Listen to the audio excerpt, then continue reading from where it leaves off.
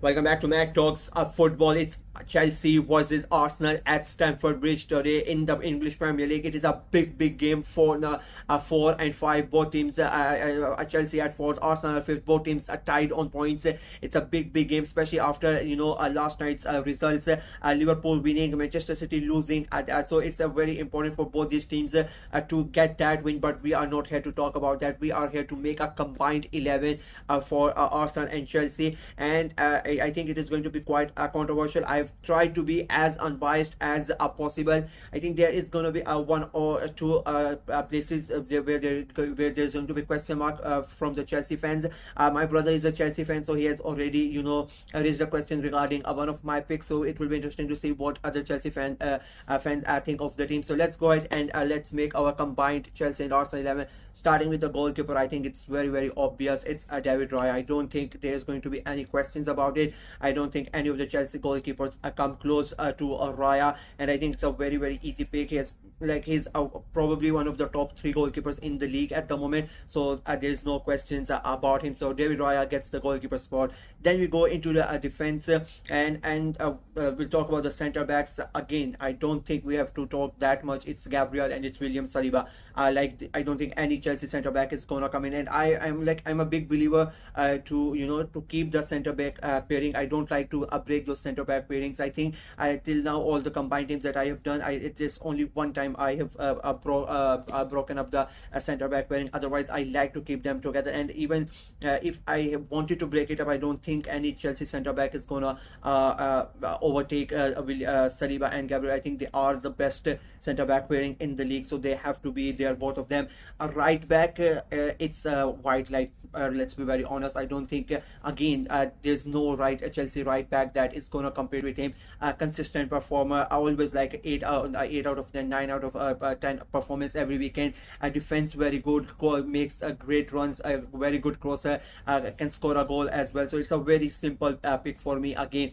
And it is all Arsenal heavy until now. The left back position, this is the first Chelsea player that's going to go in my team. It's Marco Corella. I think he was ridiculed, criticized for for no reason at all last season, but his performances in this with Spain in the Euros and the way that he's playing this season, I think is a big testament to the guy, to the mental strength of the player, that he showed all that. He suffered all of it, and now he's risen above that, and he's showing what a great player he really is. And I at the moment we don't have I don't think Zinchenko is better than him. I don't think Tierney, Tomiyasu, I don't think any of the players are better than him at the moment at Arsenal. So Cucurella is my left back. So my defense is right back White, Saliba, Gabriel, and Cucurella as a left back. Going into the midfield, I've gone for the 4-2-3-1 formation. So my two center midfielder, again, I think Chelsea fans are now gonna get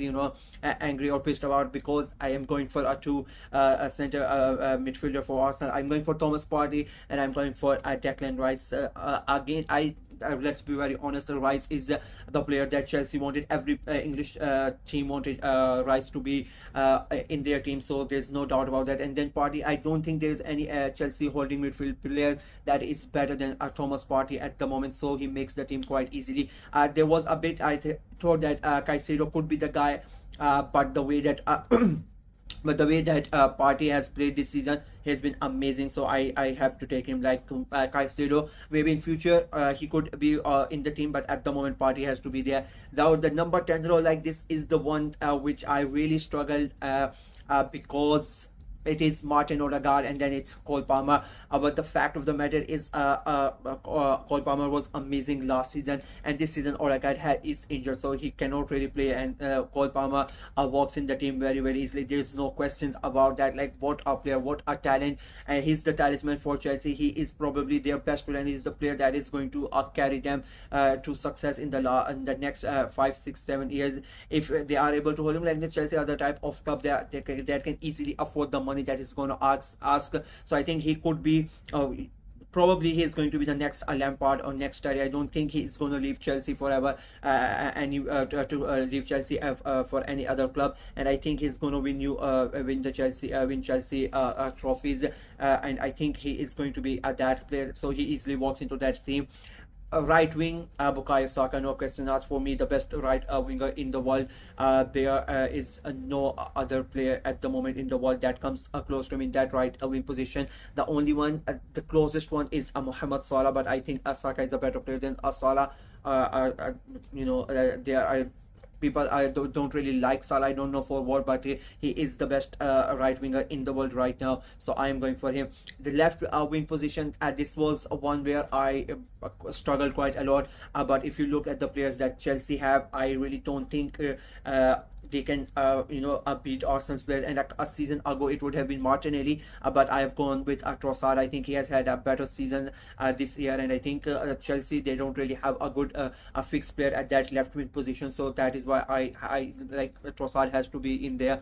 And then the striker position, again this was a lot of a deliberation. This is one position where my brother completely disagreed with me. He's a Chelsea fan. He in his opinion, Nicholas Jackson should have been the striker, but I have not gone with Nicholas Jackson. I've gone with an ex-Chelsea player who is a current Arsenal player. I've gone with Kai Havertz. I just think with the way that my team is set up, I really need a strong guy up front who can hold the ball, who can bring others into it. I need somebody physical. I need somebody who's really technical as well. And I think Havertz is a much better player as compared to Nicholas Jackson. And I think he's going to give me more goals as compared to Nicholas Jackson. And the way the overall play of Kai Havertz is a lot better than Nicholas Jackson.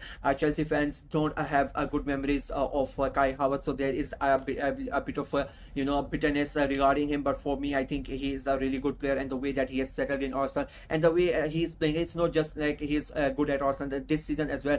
Like he's a complete package. Because of Odegaard getting injured, he has to come back. He has to play in the midfield as well, but he's doing amazing job. But for me, he is the striker of this team. I don't think Jackson starts ahead of Havertz. If both of them are at the same club at the same time this season, I don't think Jackson starts. So that is why I'm going with Kai Havertz. And when you come to the manager, between Maresca and Arteta, I am going with Mikel Arteta. There is my biasness. I think both of them are amazing manager. I said before the start of the season, I said Maresca is going to be the guy that brings Chelsea back into the Champions League places. They are back to competing for the titles, and he's doing an amazing job. But he's still new. That is the only reason why I'm taking Mikel Arteta over Maresca, because Arteta has been at Arsenal for a lot longer, and he knows his team and the project that he's doing. He has the same way that Maresca has brought Chelsea from doom and gloom to a team who's basically now competing for those Champions League places. And even though nobody's really talking about it, I still think that Chelsea are in that title race as well. Maybe like dark horses. Nobody's really mentioning them that much, but I still think they are very, very close. Like if they win this game, if they defeat Arsenal today, they're going to be just 7 points behind Liverpool, and they're going to be 2-3 points behind Manchester City. So they are not that far away. They're 2 points behind Manchester City, so they're not that far away. Two good games, a couple of bad results for Liverpool, and then Chelsea are right in the mix. And even if they lose this game, I still think they could be sneak in for that title race. So that is why I think it is a good thing for Chelsea. But I'm going for Mikel Arteta. So yeah, that is my team. You can see it is like almost 9-2. I think 9 Arsenal players and 2 Chelsea players. I know Chelsea fans are not going to be that happy about it, but this is the team that I have gone with. So yeah, let me know what you guys think of my team. Do you agree with it? Do you not disagree with it? Which players you don't like and you would have liked to replace? Let me know in the comment section below, and like the video, share it as well. Click on the notification bell, and of course subscribe to the channel. We are trying to get to 450 subscribers by the end of November, so please go ahead and help the channel and subscribe to it. Until next time, bye bye.